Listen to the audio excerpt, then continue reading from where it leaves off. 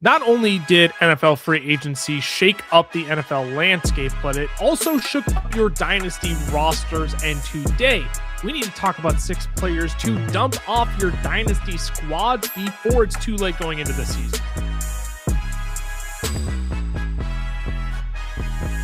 Now, Cameron, one of my favorite things about you is that you're not afraid to ruffle some feathers, because people are going to see Luther Burden as our first player, and they are immediately going to go up in arms. You might have just pissed off 85% of the people, if not more, watching this video, but I'll leave you your space to go ahead and plead your case as to why you think now is the right time to get out on Luther Burden.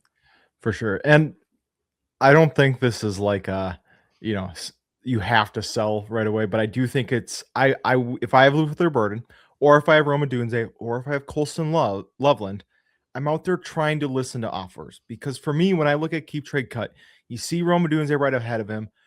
Colston Loveland's just a little bit further ahead. Could they all three be great for fantasy? Yes. But for me, what I'm thinking through this is I look at Detroit from the last couple of years. What has happened in Detroit is we have one wide receiver who's been great and a tight end and another wide receiver who you're kind of like, I don't know. And so if Luther Burden's your guy in Chicago, I don't fault you. You stick with Luther Burden. If Romeo Doubs is your guy in Chicago, stick with Romeo Doubs. But I think for me, when I'm looking at just the way the targets are going to have to go in this offense, I just don't think all three of them can be top 50 assets in fantasy football moving forward together. So I picked Luther Burden just because he was the most unproven. I understand there's a lot of stuff you can throw back at me. You can say his yards per route run was insane, which it was. You could say the end of the year was insane, which it was. But for me, at the same time, I look at Romeo Doubs. Do you remember the beginning of the year for Romeo Doubs, before he got hurt? Right? Those first 4 weeks, it was Romeo Doubs is a top 5 fantasy wide receiver. My thing is just I'm trying to pick who I think is going to be third in this offense as far as pass catchers go. I selected Luther Burden. If you don't agree with me, I get it, because at the same time, this next year we're going to figure it out pretty quickly what kind of the pecking order is on this team.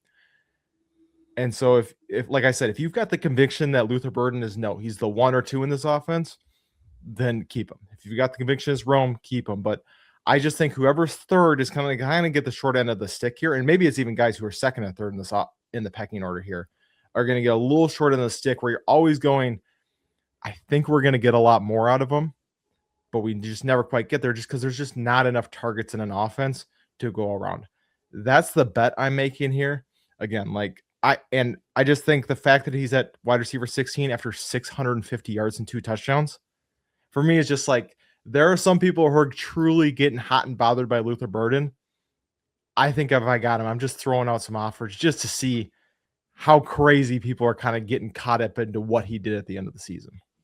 Sure, which if that's your argument, I completely get that. How crazy are people willing to go? Are they willing to throw out a Chris Olave to try and get their hands on a Luther Burden because they think he's in a better offense? And I want to be careful with just copy and pasting Detroit to say, all right, Detroit is coming over to Chicago. And I know that's not the basis of your argument. Yep. I just want to make sure that's out there.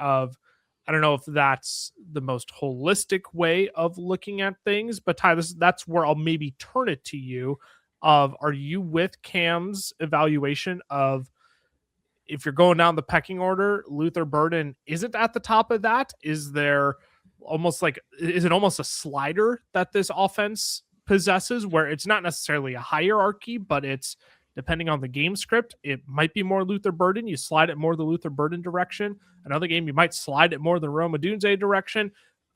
Where are you at on this Bears pass catching core? It might be another kind of San Francisco type of deal where it's like, hey, if it's going to be a man-heavy defense, it's probably going to lean Romeo Doubs. If it's a zone-heavy defense, it's probably going to lean Luther Burden. That wouldn't surprise me at all.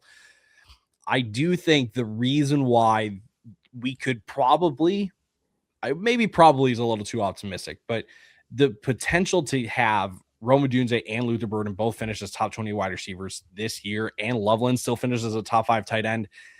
is just because I don't think we have the running game problem. I don't want to call it a problem either, but like Detroit had their run game, right? You had Jahmyr Gibbs, you had David Montgomery that could give you at least 20 rushing touchdowns between the two of them, right?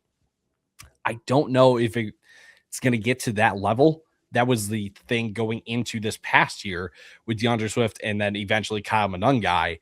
So maybe there's some scoring opportunities that can help propel both Luther Burden and Rome Odunze to finishing top 20 at the position. But I also understand it from the standpoint of like, there is not a perfect offense that can feed three guys while still giving DeAndre Swift the amount of receiving work that he should probably still receive. And then Kyle Monangai with the goal line stuff, like the argument is there. And I would understand like, hey, I don't know if there's a world where you have both of these receivers, but essentially the argument can also be said of like, pick one or the other, right? It's not necessarily the chances that both are more slim than one or the other making it into that top 15 caliber wide receiver. It feels like what you're doing here is you're placing a bet on which Bears wide receiver do you actually think is going to break out next year. I love Rome Odunze. I still think it could be Rome Odunze, but you look at how hot Luther Burden got over the back half of the season. I mean, his yards per route run numbers, it's one piece to the puzzle, right? I mean, we're talking about with a minimum of 40 targets last year, Puka Nacua 3.71, JSN 3.62, and then it was Luther Burden at 2.69. So it's still crazy the level of production that Luther Burden was putting up over the back half of last season. It's do you place the bet that continues without DJ Moore going into this season? Or do you think Rome Odunze takes another step forward this year as well? I don't know if there's a right answer to this. Like, I almost want to leave it open-ended because I'm curious what the people actually think. I get if people want to be all hot and bothered, but Cameron, I'm also, look, as a Luther Burden manager in one of our leagues, I'd be very curious to see what people would throw my direction. My worry is that people would actually try and lowball it because they're like, well, it might not be Luther Burden. But if someone is willing to get a little bit crazy, throw a Travion Henderson my direction. Again, Chris Olave, I could see some people wanting to do like Chris Olave and you do like a pick swap in there. Garrett Wilson. That's one that I'd be willing to entertain, right? Even if you want to mess around with Geno Smith and Garrett Wilson next year. Yeah. I might not be me, but the last thing I'll add is like Ty brought up, we've seen it in San Francisco where they've had a top 5 tight end, 2 top 12 wide receivers. My thing is when we're talking about Dynasty, though, we're not just talking about 1 year doing that. And that's why I'm kind of calling it of have we ever really seen teams do it with 2 top 12, 2 top 15, 2 top 20 wide receivers and top 5 tight end multiple years in a row? Like just sustaining that is super difficult. And for me, Luther Burden truly is at the point of you have to make the decision on him, because if you want him on your team and he breaks out, this is the cheapest he will ever be for the next 5 years. If you are like wide receiver 16, yes, 100%. If you're going to cash in, right, and you think, I think he's the third guy, this is the highest he's going to be for the next couple of years, right? So you have to kind of call your shot with where he's at right now is just the way I see it. I think he's the third best third best pass catcher on this team. That's why I have him as a sell. Which I literally can't fault you for that being your reasoning whatsoever. If you think this is the highest his value is going to get when it is at wide receiver 16, which does feel incredibly bullish from the public. Ty, I'll come right back to you. We'll do another hard hitter here at the top of the episode. Actually, all 3 of our first players are pretty hard hitters. Rashee Rice of the Kansas City Chiefs, the first player you want to talk about ditching off of your dynasty teams. And another one that I can't say I really don't disagree with, but man, it's hard to do knowing you're going to get Patrick Mahomes back at some point. We know the connections there. We know what the upside is with Rashee Rice. Even at wide receiver 25, still thinking he's a sell. Yeah, there's part of me that wonders if that wide receiver 25 value on keep trade cut isn't the most realistic, because again, I think most people are willing to look over that and just see that Rashee Rice Mahomes connection and go, I know exactly what that can give me, because it was so great last year when Rice did eventually come back. But moving forward, let's just state the obvious. We don't know the Patrick Mahomes timeline. It's not like he's going to be out for the entire 2026 season, but that timeline just gives me a little bit of uncertainty, especially after what the Chiefs did to bring in Justin Fields to be that quarterback in the meantime if Mahomes misses any time. And that this different offense, sure, but this is the same Justin Fields that almost got Garrett Wilson killed on the game field every single week. Okay, so I'm not the biggest fan of that already. Plus, Kansas City did go out and spent big money on Kenneth Walker. It would feel pretty counterintuitive. It would feel pretty backwards if you went out and signed Ken Walker just for him to kind of play second fiddle in this offense with kind of the quarterback. I don't want to say being like, because obviously Mahomes, when he comes back, you want to feature Mahomes. But to not give Ken Walker at least like 240, 250 carries at this point seems a little backwards, in my opinion. There's also a dark horse threat, in my opinion, okay? Because we connected Jeremiah Love with the Chiefs. There's a dark horse threat. Maybe the Chiefs go out and take another receiver at 9, okay? You want some Chris explosive play. Yes. Bryce Lance, Ted Hurst, maybe. Ted Hurst. You want some more explosive plays through the passing game. And Cardinal Tate is sitting there at 9. I'm just saying, like, it's right there for you, right? So you bring in a Cardinal Tate to fight for targets with Travis Kelce, who is back, with Xavier Worthy. It just murkies up the picture just a little bit for me. And Rice obviously doesn't go away if that happens, but Cardinal Tate will make an impact in that hierarchy. Then there's the off the field stuff. Okay. There's the civil lawsuit that's currently ongoing.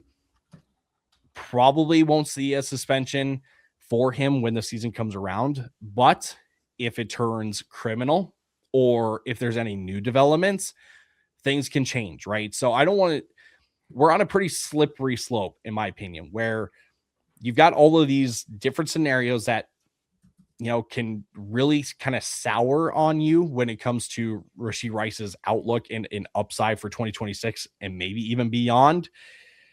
It's just a chance that I don't like taking. And if I'm competing, which I'm assuming if you have Rashee Rice in Dynasty, you are looking to compete if you aren't already, I would just go flip for a more win now piece and not really take the chance. Because again, if everything goes bad, you're kind of sitting on dead weight then, and then you're just stuck and you missed out on an opportunity to go get like a Saquon Barkley. Timelines may not line up, but you get my point. Like if you're win now, is the risk worth it with as risky as it is right now? I'm also, I don't want to say concerned about Rashee Rice's long-term picture, but maybe more specifically with the Kansas City Chiefs. I mean, we are talking about a contract year here for Rashee Rice. You look at the Kansas City Chiefs cap table for 2027, albeit it's the league-wide cap total going to increase most likely.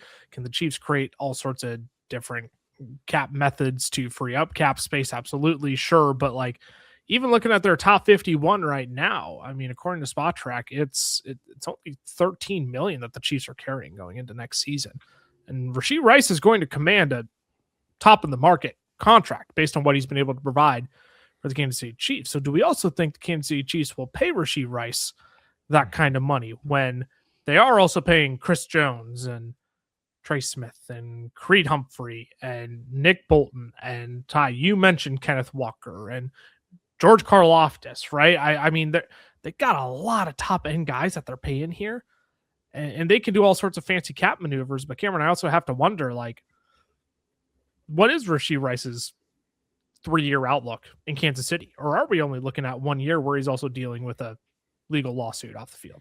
Yeah, you can only guarantee 1 year at this point. You can't, if you have Rashee Rice on your team, say he's a Kansas City Chief who, you know, is going to get this offensive system where they feature him for the rest of his career. It's just not a guarantee because, like you said, you have the off the field stuff. You have the fact that this guy's only played 28 games in 3 seasons. So 28 of 51 games is what he's played so far. That's barely over 50%. Yeah. Could be cut it, even more if this civil thing happens. And the biggest thing too is, like Ty said, he's probably not going to have anything happen to him this season from a disciplinary standpoint.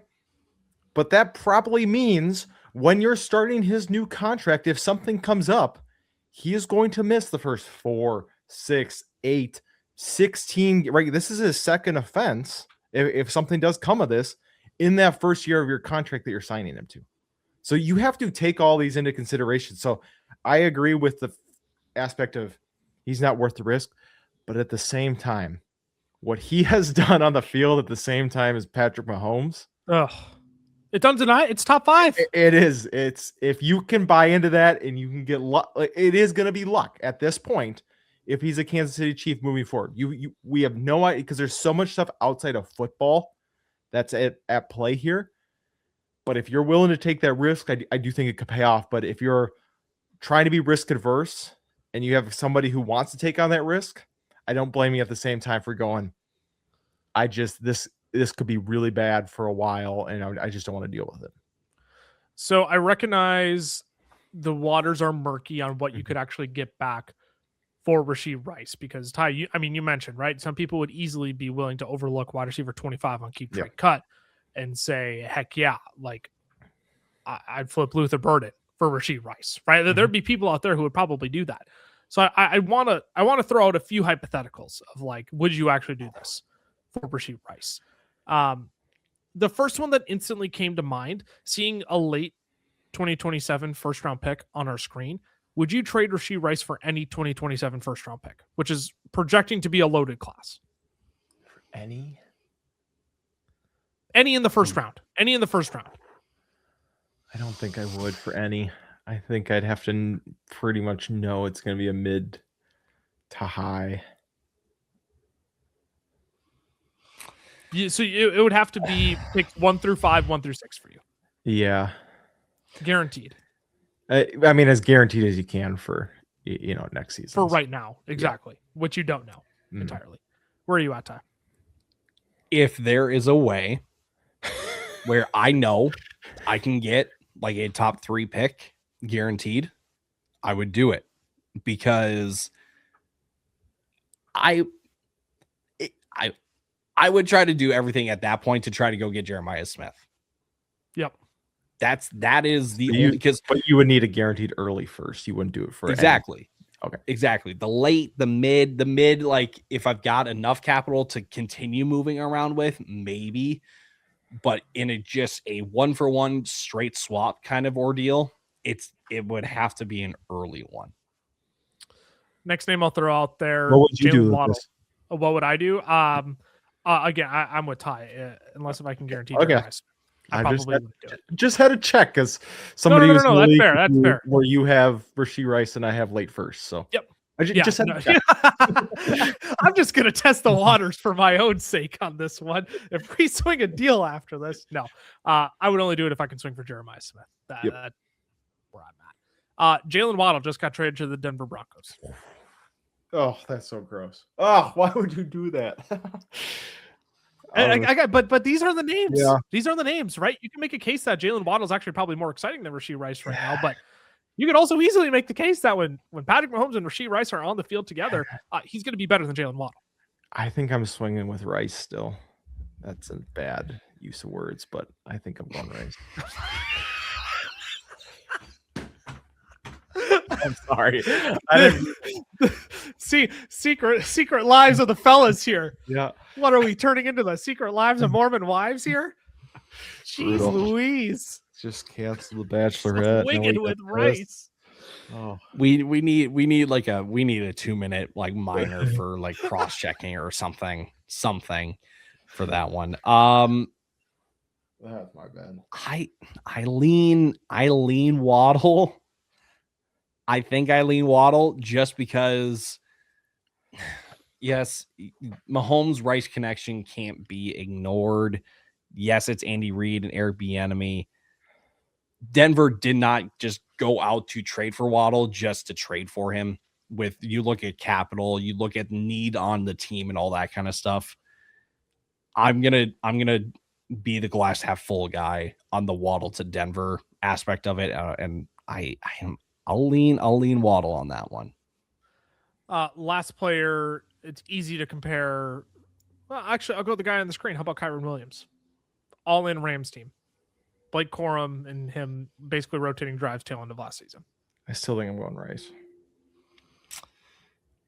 Rice just slightly, but that's also because I'm not the biggest like Kyren guy, but Sure. I understand if you buy in on the all-in Rams, I totally get it. Which, again, both are probably more narrow-minded options. That one's probably more of, do you value, do you need a running back on your team to give you that final shot in the arm? Or is Rashee Rice going to be better in the short term for you, assuming we kick the can to 2027 on any disciplinary actions taken against him by the NFL. Again, another one where I'm really curious to hear what the people say down in the comments. They might hate this one. They might be like, yeah, of course, I'm just trying to get out on Rashee Rice right now. I don't need a headache on my team. So let us know down in the comments your thoughts. And if you've made it this far into the video already as well, make sure you hit that subscribe button, turn on the notification bell so you know when all of our newest content comes out. If you're a fan of Dynasty content, redraft content, best ball content, NFL draft content, that's all housed right here on this channel. So come hang out with us as we make sure you have plenty of fun along the way as well. My first sell I want to talk about, I won't say it's our last big hitter, but people will consider Bucky Irving to be a big hitter amongst this list. And I'm actually more than happy to be the villain for the Bucky hive out there. And it's not because I think his play is going to regress further, after an injury-riddled season last year. What we typically want from top-tier running backs is the full workload. We want the rushing work, receiving work, and touchdowns for these top 12, 15 kind of players. We're not too worried about Bucky getting a majority of the rushing work, right? That's pretty evident that's all going to fall his way and has been falling his way. The receiving work, though, now gets more complicated when the Bucks clearly make a financial upgrade in their eyes by bringing in Kenneth Gainwell for 2 years, $14 million, especially then when you see Rachaad White go sign with the Washington Commanders for only 1 year and $2 million. Kenny Gainwell, 73 passes caught last year, also quietly found the end zone 8 times, which actually transitions us to touchdowns. And I'm not all that concerned about Kenny Gainwell stealing touchdowns, even though he had 8 last season. I'm actually more concerned about Sean Tucker, who had 8 touchdowns of his own last year. Sean Tucker is back with Tampa on a 1-year deal, and down the stretch, he took over as Tampa's inside the 5 back. 9 carries inside of the 5-yard line. That turned into 5 rushing touchdowns over the last 8 games of the season. So when I'm thinking about Bucky Irving in the landscape of dynasty running backs, Cameron, let's go back to our Javonte Williams conversation from earlier this week in our buys episode. Mm-hmm. I have zero concern about any of those things with Javonte Williams. He's getting the rushing work. He's probably getting most of the receiving work, albeit you have wide receivers that you're funneling a crap ton of targets to in CeeDee Lamb and George Pickens. But I'm not concerned about the touchdowns either for Javonte Williams, who hit double digits last season. Yeah, I mean, in fact, the touchdown is probably where you're most optimistic about Javonte Williams. And right. It just is, for Bucky, we've seen one season where he looked great. I mean, even last year, he was 3.4 yards per carry. Obviously, he's banged up. So, everything in context. Grain of salt on that, right. I'm not saying that's where he's going to be at, but you can't act like it's a guarantee that all of a sudden he's back to 5 yards per carry, that he's essentially a James Cook-esque type player, moving forward. Is kind of like the thought that I had with him after his rookie season of, hey, this is the upside for him. He could look like this, but like you said, you bring in Kenny Gainwell. Does that mean we lose receiving work? You're probably not paying $7 million a year for a guy to not play, especially at the running back position. So you're assuming he's going to be out there, like you said, with Sean Tucker. There is a lot. Bucky was the guy that I really considered. Just looking, especially the wide receivers that are in this same range around him. I know. Carnell Tate. Yeah. I mean, even Ladd, I feel like I'd take the shot over Ladd. With all that being said, I still really like Bucky. I don't think it's I feel similar to this one as I did kind of what I was saying about Luther Burden as of right now. Like, I don't think you have to make a trade this second, but I do think he's a guy to kind of shop around and see kind of what you can get for him. Because the thing with Bucky too, throughout the offseason, outside of injury, obviously, there's nothing else that this team's going to do that's going to change his ranking, right? If anything, it's only going to go up because they might improve the offensive line a little bit more. But right, they're not going to bring in another running back or something like that. You have it solidified. So it's not like go sell him immediately. Whereas like Rashee Rice is kind of, if you're going to do it, you probably should do it before the draft. Right. It make that move. So I agree with going to look. I'm not like in a rush to get rid of Bucky though.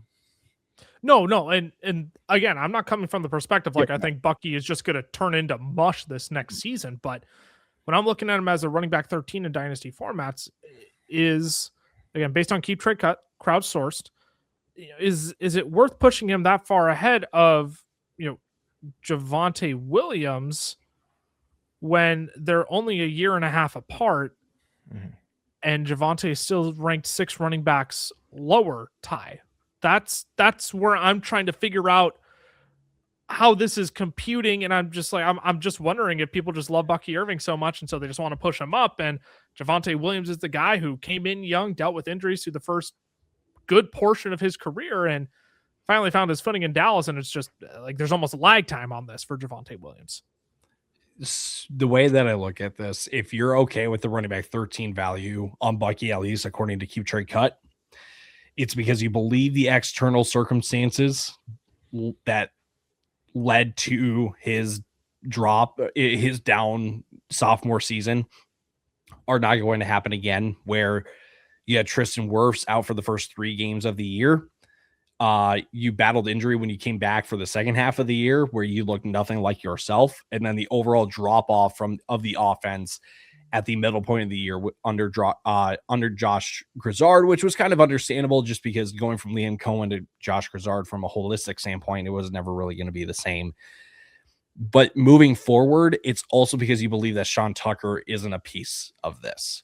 Sure. You believe that Zach Robinson will get this offense back on track, where Bucky can still be an efficient and effective runner, where he can get the rushing touchdowns, that he doesn't need to stockpile the receiving work to make up for any lack of potential bad rushing efficiency and effectiveness. Essentially, if you're scared of Bucky, it's because you do believe in Kenny Gainwell taking enough receiving work away. You believe that Sean Tucker is going to take some of the goal line stuff away from Bucky, where he may be super efficient again, but you're just not going to get enough touches, and you're just constantly going to be left wanting him to get more work. And I'm trying to find the cautiously optimistic middle ground where both of those realities can be true. I just can't find that place right now. No matter how hard I try to find it, I just can't. So the best way that I can sum up my feelings as a Bucky Irving dynasty manager as well. Am I in a rush to sell Bucky right now? Not necessarily, because I would like to think that Bucky Irving, it's a 2-man backfield between him and Kenny Gainwell, that Sean Tucker was more of the Liam Cohen, Josh Grizzard, old offensive guard kind of plant than anything else. But again, if I sit on this and I let him marinate for a while, kind of leading up to the draft, I may end up looking to sell, because again, I eventually buy in on Sean Tucker still remaining a piece in this backfield, even with a new play caller. Just to go back and make a quick edit on Bucky versus Javonte. Javonte is just over 2 years older than Bucky. I said a year and a half. Of course, I read 25 flat, not 25.9 years old for Javonte. But still, even at that, I'm not sure if it warrants 6 spots apart, when I frankly feel like I'm more comfortable in the upside of Javonte's role in Dallas's offense compared to Bucky's role in the Tampa Bay Buccaneers offense.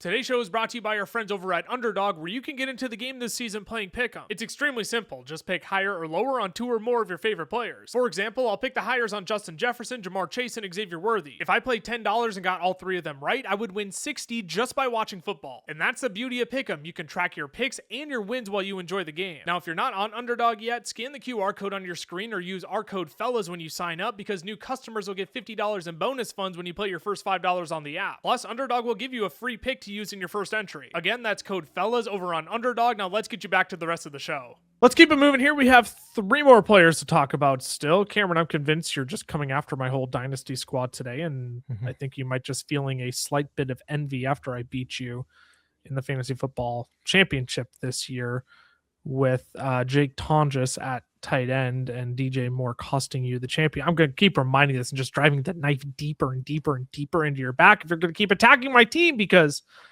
RJ Harvey is the second player that you would consider solid. Yeah, it pains me as the one who was in on RJ Harvey last year. Oh no, wait, that was you too. But I just, for me, I look at. Oh wait, I had a brief moment of giving myself credit for something you two did. Harvey scares me. Bringing back J.K. Dobbins, I think some people might look at that as, hey, he can take another step forward. They gave him $20 million a year, or 20, not a year. That'd be crazy. They gave him $10 million guaranteed. Wow, 8 guaranteed. So essentially a $8 to $10 million deal this season. My worry with Harvey is I don't think he's a special enough back that we're going to be talking about him outside of a split backfield his entire time in Denver. I think this is, whether it's J.K. Dobbins in 2027 or whoever it is, Sean Payton's going to want to bring somebody in. And I don't think Harvey's a guy who's going to get enough volume if he's in a split that it's going to make him, much better than a top 20 back moving forward. Like he had, like you can see on the screen, he had 12 touchdowns last year, and he still averaged 10.8 fantasy points per game in half PPR. He was still, where does that put him? He was the running back 27 in points per game behind Kenny Gainwell. So, like, I understand he will be better this year. I think he's going to get more attempts. I think the yards go up, but I don't think it's that drastic. And the other thing for me on Harvey, and this is really what it comes down to, is he's 25. This is not some young, like Breece Hall is younger than RJ Harvey is by 6 months.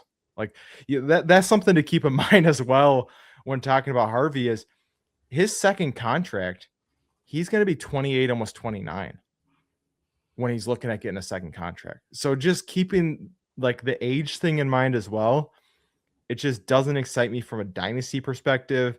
I don't think that Sean Payton's going to ever use him in a way where we're like, we have our joker. And so I don't know. RJ Harvey just doesn't excite me. And I think J.K. Dobbins and whoever the other running back is moving forward is going to be enough of a pain in his thorn in his side that I'm just never excited about RJ Harvey.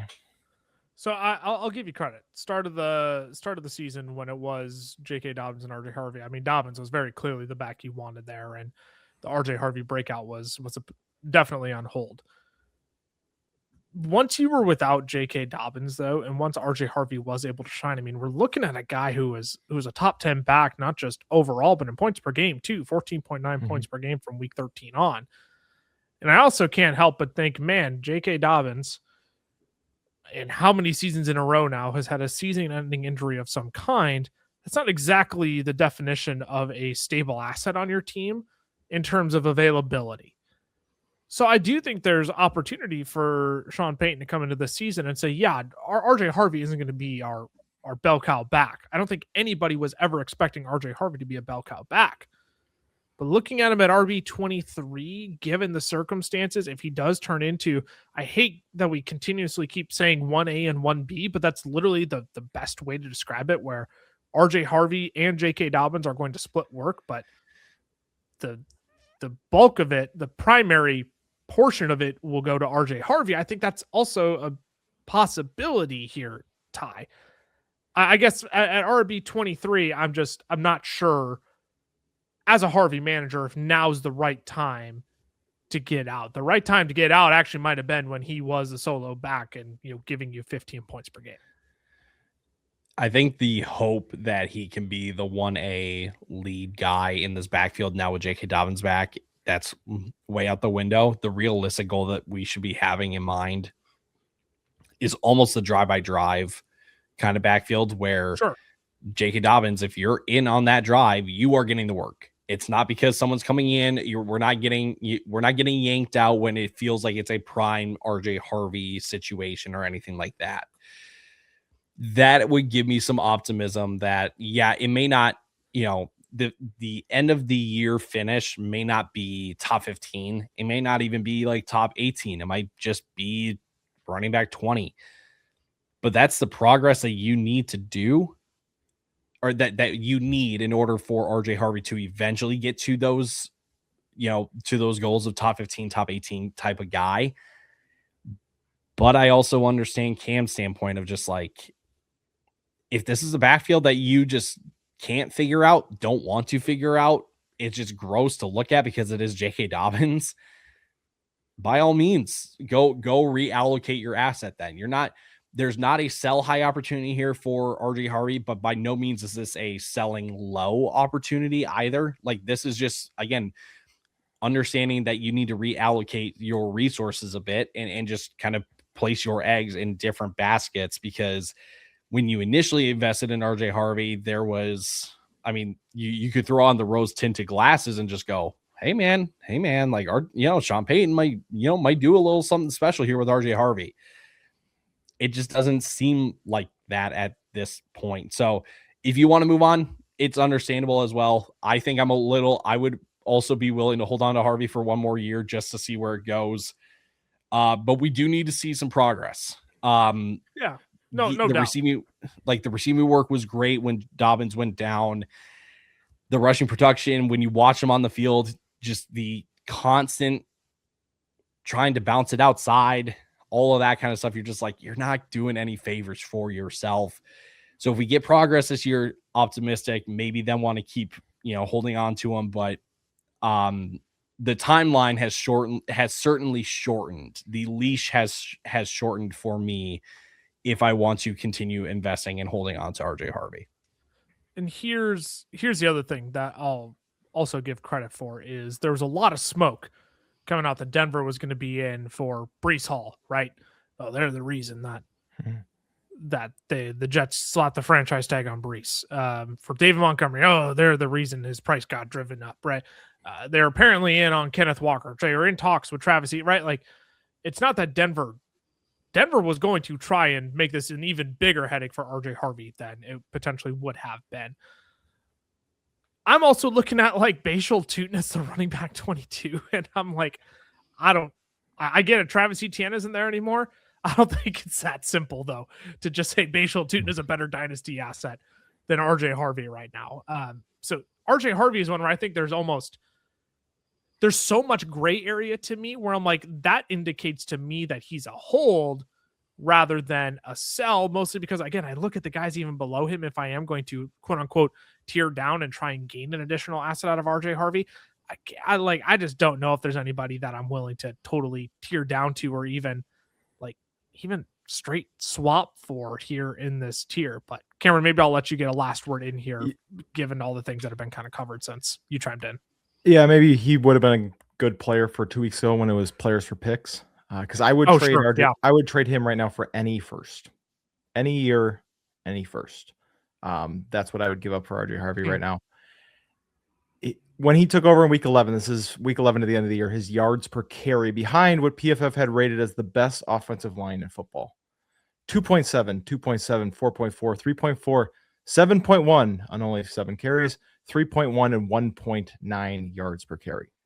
If you go on to Fantasy Pros, if you use that, that's a lot of red over the yards per carry. So I just don't have the belief that he's going to improve enough that we're not going to have the same conversation next offseason about finding a Breece Hall-esque, Travis Etienne-esque type player, especially next season where draft's supposed to be a lot better.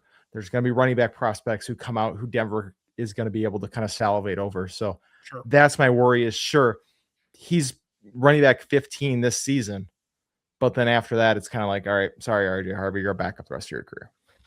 And if just to make the gray area even worse on that stretch, multiple games with 3+ receptions, 3, 6, 4, 5, but also just as many touchdowns, 5 touchdowns in a span of 4 games, which was definitely helpful for his value as well. So if you just want to make it even more gray, you can look at that as well.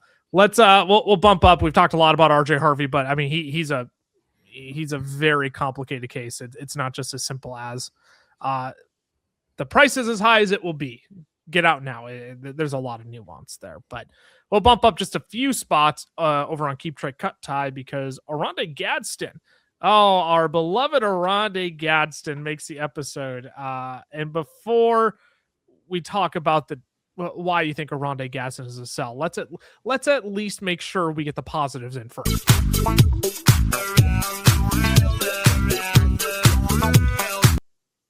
Okay, now you can tell people to go sell Oronde Gadsden after getting the ball. The one positive is that we get to play the drop. That's it. That's it. Dude has done nothing good, but we got a sick drop for him. It's just meh, guys. Like, kidding. I just think for Oronde Gadsden, we do need maybe a little bit of a reality check when it comes to his upside. I get that, like, the tight end landscape is pretty gross. Like, you got your top, you got the top dogs, right? You got Bowers, you got McBride, you got Loveland, you got Warren. Then you got the next guys up of Harold Fannin, Tucker Kraft, Sam Laporta, Kyle Pitts, and Kenyon Sadiq probably fits in there as well. And then you got like everyone else where there's things to like, and then there's things that you don't. They're not like the complete package, so they just fit in with the rest. I understand liking Gadsden above some of the other names, but I just don't think it's necessarily a lock to put him into a top 10 conversation. And maybe that's what's throwing me off about this. But ultimately, what I just look at when I look at the Chargers going into this upcoming year, yes, Keenan Allen's 122 targets are going to get dispersed. They are not going to fall to one single guy. So some of those will fall to Oronde Gadsden. They did bring in not Hayden Hurst, Charlie Kohler, wasn't it? Charlie Kohler. Yep. I mean, just name a Ravens tight end. You probably got one of them, right? I'm just name a tight end who's better at blocking than receiving. Yes. Charlie Kohler. Charlie Kohler. So, like, yes, that does kind of free up Gadsden a bit more when it comes to receiving, that there isn't necessarily a need for him on the blocking end. I look, you obviously have Lab McConkey, you have Quentin Johnson. Let's not forget about Trey Harris, who the Chargers, yes, under Greg Roman, pretty much had a package just for Trey Harris to be on the field by himself with no QJ and with no Lab McConkey. Okay, so they like Trey Harris over in Los Angeles. What if Omarion Hampton becomes more involved in the receiving game like he was doing before he got hurt? Now, the caveat, bad offensive line play, they need to get the ball out quick, so maybe he isn't needed as much. We could have that debate for hours, right? My point is, if we don't get a substantial jump in targets, we need a jump in the touchdown department. And I don't know if that's necessarily guaranteed, but that's what you're banking on, right? So honestly, I understand Gadsden again being at the top of the rest, at the top of the tier of everyone else after the top 9 tight ends.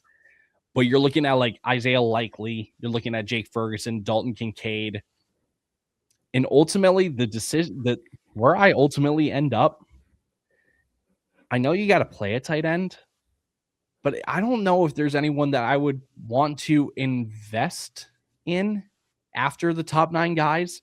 There's no one that I would want to plant a flag on or anything like that. Yes, you can stream week to week, but you got to have enough guys in the rotation when it comes to Dynasty to kind of rotate in and out every week. So ultimately, I just kind of find myself going like, maybe there is somebody in my league that is real hot and bothered, buy Oronde Gadsden, maybe it is. I've got more confidence in RJ Harvey. Maybe I've got more confidence in Bachel Tuden. Or if I can get a late first this year or something like that, because again, everyone's desperate for a tight end. Again, I feel like there's more there are ways to take advantage of the market in the tight end landscape right now with Oronde Gadsden rather than looking at him as your solution to your tight end problem. So I don't have the numbers right in front of me, but without Keenan Allen on the roster now, the one piece of pushback that I would have is I wonder if the Chargers do start rolling out more more 12 personnel. Like we saw a lot of teams pivot to last season, where you are going to get Charlie Kolar and Oronde Gadsden out on the field at the same time, which frees up Oronde Gadsden to be more of a wide receiver, which he is much more of. He is much more of a receiving threat, yards after the catch threat, than he is put him in line and let him throw a block for you, right? That's what Charlie Kolar is going to be doing here. So that's where I'd push back. I actually don't mind Gadsden here at tight end 10. Do I think the ceiling is top 5? No. Because I mean, you've got 4 heavy hitters at the top of this list, obviously. And I also just don't know, like, of this list, I'm not like excited to get Jordan Addison in return. RJ Harvey, it feels lateral at best. I might even slightly prefer Oronde Gadsden. I'm not saying I'd actually go out and make that trade straight up, but I don't know. Cameron, where do you fall on this? Because I just have the thought of, are more teams going to shift to heavier personnel this year? And does that actually favor Oronde Gadsden getting out on the field more? I go back and forth. For me, I'm a little nervous about actually the Charlie Kolar signing, of how much that does impact him, because I think Kolar's probably going to actually see the field a decent amount with, who's calling plays in this offense. Jim Harbaugh, right? Mike McDaniel wants a blocking tight end out there. So it's that's my worry, is that it's going to cut in, but you bring up a good point. Do they just play 12 personnel? It doesn't matter because he's out there anyways. So I kind of go back and forth. Oh, sorry. No, you're good. I feel like he's a hold for me, just because, like you said, I understand trading him, because I do think, capitalize. He's young, had a decent season.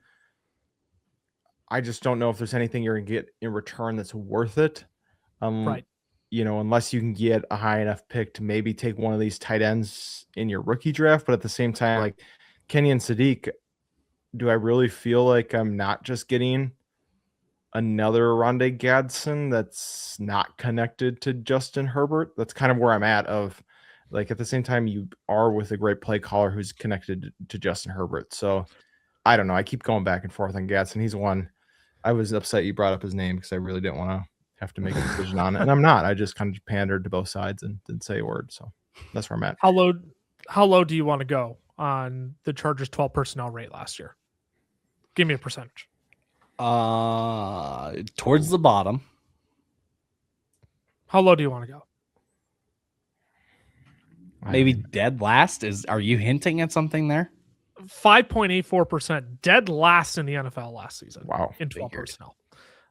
Now, the counterpunch you throw to that is that Mike McDaniel is calling plays for this team, and the Miami Dolphins were 29th in 12 personnel last year. But to be fair, it's kind of hard to run 12 personnel when you're rotating in Greg Dulcich and Darren Waller and a bunch of other names. Some greats that you don't feel comfortable running out 12 personnel. And so I don't know, there's punches to be thrown both ways here, but Ty, again, maybe I'll let you get last word in here as the guy who initially brought up the name, where Cameron's probably more wishy-washy. I'm like, I honestly don't hate if you go out and buy Oronde Gadsden right now, but as the guy who brought him up as a sell, I'll let you make your final play here. Let's do a little name game. Let's do a little name game. Love it. Okay. 3 guys. Turn it back on us. Your favorite game. Turn it back. Yes. This spot feels amazing to not have to participate in this. I can just throw out the names and let you guys look like the fools. So 1 rookie for you, and then two players currently going into year 3 or year 4, I think. No, year 2, year 3. Anyway, KC Concepcion. Would you rather have KC Concepcion or Oronde Gadsden? Oronde Gadsden. Obviously, there's the landing spot argument for Concepcion, but And I think that range is so far. That's why it could go from the Cleveland Browns to the Kansas City Chiefs. That's why I think I go Gadsden right now, but it's close. It's sure they're pretty even for me. What about Christian Watson? He's going into year 5, year 6. So Christian Watson or Oronde Gadsden. This one you could get me on Christian Watson for. That's a good one. When you move off for Romeo Doubs and he and Matthew Golden are going to be the primary perimeter guys. Yeah, so he's going to be the primary perimeter guy. Yeah, based on Matthew Golden, the new X seems to indicate. I think you could get me with Christian Watson on that one. Yeah, I think I might go. That's again, like a 52% Christian Watson to 40%. Yeah, that's a good name. That's a good one. Well, last one for you. Ricky Pearsall. Ricky. Slick Rick. No hesitation. Ricky no Pearsall. Hesitation. Yeah, I would do that one a heartbeat. If I need a tight end and I have a surplus at wide receiver, here I am making conditions for myself. If I have a surplus at wide receiver, that's not what name game is all about. That's not what it's about. If my wide receiver 5 was CD Lamb and my tight end was Hunter Henry, then I guess I would take Gadsden. Set myself up. Played myself on that one.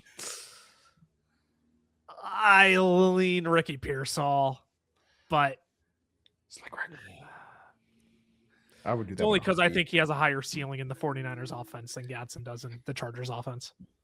So just going off a keep trade cut, those 3 players are below Oronde Gadsden. So this goes back to what I was saying about, it's not that I don't think Oronde Gadsden has, like he's not going to see another 70 targets this year or anything. It's just that if you think Oronde Gadsden is closer to those top 9 tight ends than he is to everyone else, then I understand holding. I don't see him that way. I see Gadsden just kind of in the mix of everyone else. So when there are the Christian Watsons, the Ricky Pearsalls, Kyle Monungai is another name that's below him. Like, those are guys where I'm like, I would rather have those guys and figure out the tight end problem later, just because I don't think Gadsden can get into those like upper echelons of the tight end landscape. Now, I will note a player you failed to bring up who also falls in the same range of the players that you mentioned is Romeo Doubs. Romeo Doubs, new wide receiver 1 for the New England Patriots. And I feel like I'm the inverse of the scene in The Office where Michael has Dwight role play with Jim to sell him a product without being hostile, right? And Jim acting as Bill Buttlicker pretends to be hard of hearing, and it just turns into Jim yelling at Dwight Buttlicker or Dwight yelling at Jim Buttlicker. Our prices have never been lower, and I'm out here yelling at people like, Buttlicker, Dobbs' price has never been higher. Get out. Like, just get out now. Because he signed to be the depth chart wide receiver 1 for the New England Patriots. Because of that, he's up 48 spots in Dynasty rankings. I get it. He probably will function as that. I like the fit in the New England Patriots offense. But the problem with Dobbs is that he's neither a win now nor a rebuilding piece. And those are the kind of assets that I want to just flip in either direction. If I'm going to go compete, I want to go try and get a guy like Derrick Henry, who's in the same range, a Devontae Adams, attached to a Matthew Stafford, even if you need another quarterback. If I'm a competing team, I would much rather have those assets than Romeo Doubs attached to Drake May. Dobbs, if you're a rebuilding team, you want a potential speedboat in Travis Hunter? Look, it could also be a boat from the 1960s as well. I'm not telling you it's all going to be sunshine and roses with Travis Hunter. But like Kyle Monungai, we talked about Matthew Golden plus. If you really want to take a swing on Romeo Doubs' replacement in Green Bay, like, I think those are pieces. If I'm truly a rebuilding team, I'd be okay moving off of from Romeo Doubs. I'm not. Gosh, Romeo Doubs almost feels like, remember when Jacoby Myers was like the young New England Patriots wide receiver that you wanted, and people were like, you know what, he's 24 years old. He's consistently the wide receiver 24 to 30 every single week. That might actually be worth something. Maybe that's worth rostering on my team. Like, that's how I feel about Romeo Doubs right now. The fit on the Patriots is great. But I think we just know who Romeo Doubs is at this point. His floor is larger than his ceiling. And if this Patriots team does go out and trade for A.J. Brown, his value absolutely plummets if you don't move on right now. So to me, this is such a middle ground piece where I want to move in one direction or the other. I either want to swing for the fences for a rebuilding piece, or I want to go out and grab a guy who in the next 1 to 2 years can give me a top 15 finish at the position and will actually elevate my team to being a championship contender. So I just want to start this one first with a question. Okay, Kim, then you can give your thoughts. I just want to start with a question. How much of the Romeo Doubs and New England Patriot Jacoby Myers comparison was made just because they wear a New England Patriot helmet, and look in the camera and be serious that it wasn't because it's the same helmet? It's not. Okay. It's not. Be serious. I can't believe you said What? be serious. It was. I almost said it was Gabe Davis. I'm like, no, it wasn't Gabe Davis, because Gabe Davis was a flash in the pan. It was like when you could get off of Jacoby Myers and sell him for a DeAndre Hopkins nearing the end of his prime, where people are like, well, I might as well get on DeAndre Hopkins. At least I can get a young, potentially up and coming Jacoby Myers. Like, to me, that's exactly what this is when you go out and trade Romeo Doubs for Devontae Adams. Yeah. Since 2023, who's been the wide receiver 1 of Green Bay? Because if Romeo Doubs is going to do I don't know. They have a bunch of wide receiver 3s. They have 9 wide receiver 1s, but if Romeo Doubs was going to be the wide receiver 1 in New England, he would have already been that in Green Bay, because he's had the opportunity 3 years in a row in an offense with a good play caller. You're going to New England. What has changed in Romeo Doubs' outlook that all of a sudden we're going, oh man, he's the guy. There's not really anybody else to compete with him. He's going to be good. Green Bay, everybody who could compete with him was hurt. He's had his chance to do this. I don't think this situation is going to change enough that I'm going, yep, I think he's the one. For me, I think he's a sell. Like, even if you take all the AJ Brown stuff out of it, any chance of that happening, he's a sell. Like, I think that's straight up. And especially if AJ Brown comes, then he's definitely a sell right now. And so I agree. I think the second he signed, he was a sell. Well, that's essentially where I've been on Romeo Doubs since the second he became a Patriot. When he inked a deal with a team that needed a wide receiver, and people just want to forget that he was just kind of like, well, we didn't get Mike Evans.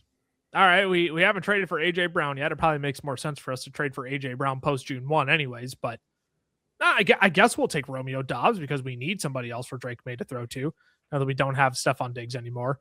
I guess we still have Keyshawn Boutte around. I think he's still contracted by the team. I'm not 100% confident in that. At any rate, yeah, I agree. If it hasn't been done in Green Bay, we're going to New England, where the target competition, I would say, is relatively unchanged. What are we doing here, bumping them up 48 spots? I don't entirely understand the thought process behind this one.